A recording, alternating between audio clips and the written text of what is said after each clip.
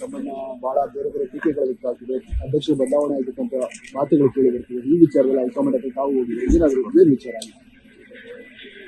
ಯಾರಿಗಾರು ಯಾವ್ದಾದ್ರು ಸ್ಥಾನ ಸಿಗ್ಬೇಕಾದ್ರೆ ಯಾರಿಗಾರು ಮೀಡಿಯಾ ಅವರು ಕೊಡ್ತಾರ, ಮೀಡಿಯಾನೋ ಅಂಗಡಿನೋ ಎದು ಸಿಗುದಿಲ್ಲ. ಪಾರ್ಟಿ ಲೀಡರ್ಸ್ ನಾವು ಮಾಡುವಂತ ಕೆಲಸಗಳನ್ನ ಗುರುತಿಸ್ಬಿಟ್ಟು ಯಾರು ಏನ್ ಕೊಡ್ತಾರೆ. ಮೀಡಿಯಾ ಮುಖಾಂತರ ಯಾರು ಪಾರ್ಟಿ ಹುದ್ದೆ ಕೇಳ್ತಾರ, ಏನೋ ಹೊಸದಾಗಿ ನೋಡ್ತಾ ಇದ್ದೀವಿ. ಸತೀಶ್ ಜಾರಕಿಹೊಳಿ ಬೆಳಗ್ಗೆ ಒಂದು ಸ್ಟೇಟ್ಮೆಂಟ್, ಸಂಜೆ ಒಂದು ಸ್ಟೇಟ್ಮೆಂಟ್ ನೋಡಿದ್ದಾರೆ. ಯಾಕೆ ಸರ್? ಅವ್ರ ಹತ್ರನೇ ಮಾತಾಡಿ. ರಾಜಣ್ಣ ಅವರು ಹೀಗೆ ಹೇಳ್ತಿದ್ದಾರೆ, ಆಸೆ ಇದ್ರೆ ಡಿ.ಕೆ.ಶಿ ಅವರು ಬಿಟ್ಟು ಬಿಡ್ಲಿ, ಇಲ್ಲ ಅಂದ್ರೆ ಹೈಕಮಾಂಡ್ ಮುಂದೆ ಹೇಳ್ಕೊಂಡ್ಬಿಡ್ಲಿ ಧೈರ್ಯವಾಗಿ ಅಂತ. ಯಾಕೆ ಹಿಂಗೆ ಮುಂದುವರಿತಾರೆ ಸರ್? ತಮ್ಮನ್ನ ಬಹಳ ಬೇರೆ ಬೇರೆ ಟೀಕೆಗಳು ವ್ಯಕ್ತವಾಗ್ತಿದೆ. ಅಧ್ಯಕ್ಷರು ಬದಲಾವಣೆ ಆಗಿರ್ತಕ್ಕಂಥ ಮಾತುಗಳು ಕೇಳಿ ಬರ್ತಿದೆ. ಈ ವಿಚಾರದಲ್ಲಿ ಹೈಕಮಾಂಡ್ ಹತ್ರ ತಾವು ಹೋಗಿದೆ, ಏನಾದ್ರು ಏನ್ ವಿಚಾರ?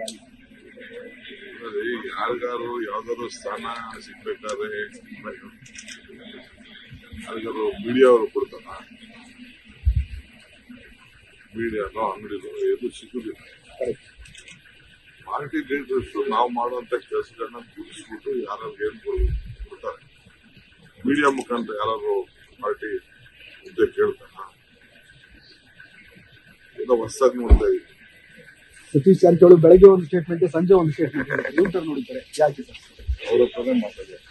ರಾಜಣ್ಣ ಅವರು ಹೀಗೆ ಹೇಳ್ತಿದ್ದಾರೆ, ಆಸೆ ಇದ್ರೆ ಡಿ.ಕೆ.ಶಿ ಅವರು ಬಿಟ್ಟು ಬಿಡ್ಲಿ, ಇಲ್ಲ ಅಂದ್ರೆ ಹೈಕಮಾಂಡ್ ಮುಂದೆ ಹೇಳ್ಕೊಂಡ್ಬಿಡ್ಲಿ ಧೈರ್ಯವಾಗಿ ಅಂತ. ಯಾಕೆ ಹಿಂಗೆ ಮುಂದುವರಿತಾರೆ?